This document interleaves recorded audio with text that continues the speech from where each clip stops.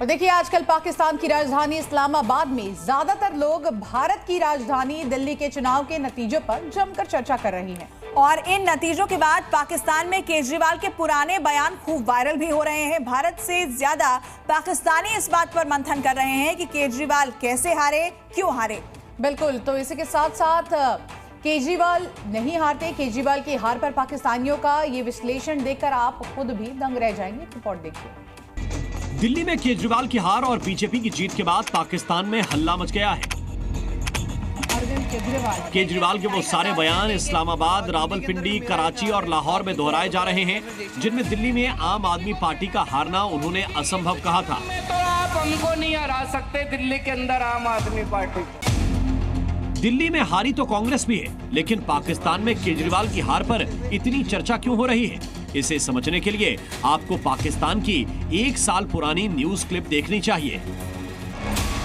और केजरीवाल की हार पर पाकिस्तानी इसलिए शौक है। ये कैसे हो गया? क्या हो गया? बीजेपी दिल्ली में कैसे जीत गई? पाकिस्तानी केजरीवाल की हार के साथ साथ उनके कॉन्फिडेंस की वजहों को भी तलाश रहे हैं।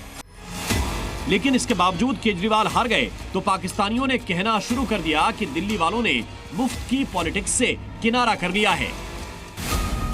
दिल्ली के इलेक्शन में किस पार्टी ने क्या क्या मुफ्त देने का वादा किया था, पाकिस्तानियों के पास पूरी लिस्ट मौजूद है।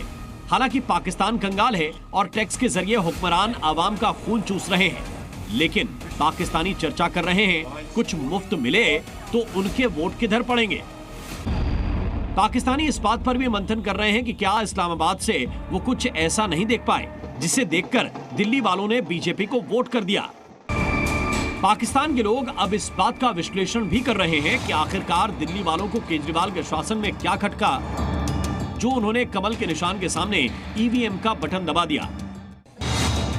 दिल्ली की पॉलिटिक्स और केजरीवाल पर पाकिस्तानियों की कितनी बारीक नजर है, उसे आप इस तरह से समझ सकते हैं कि कुछ पाकिस्तानियों को दिल्ली से केजरीवाल की विदाई के पीछे कांग्रेस का रोल नजर आ रहा है। इसके अलावा कई पाकिस्तानी बीजेपी की जीत की वजह दिल्ली में शुरू हुए बांग्लादेशियों पर एक्शन को भी मान रहे हैं।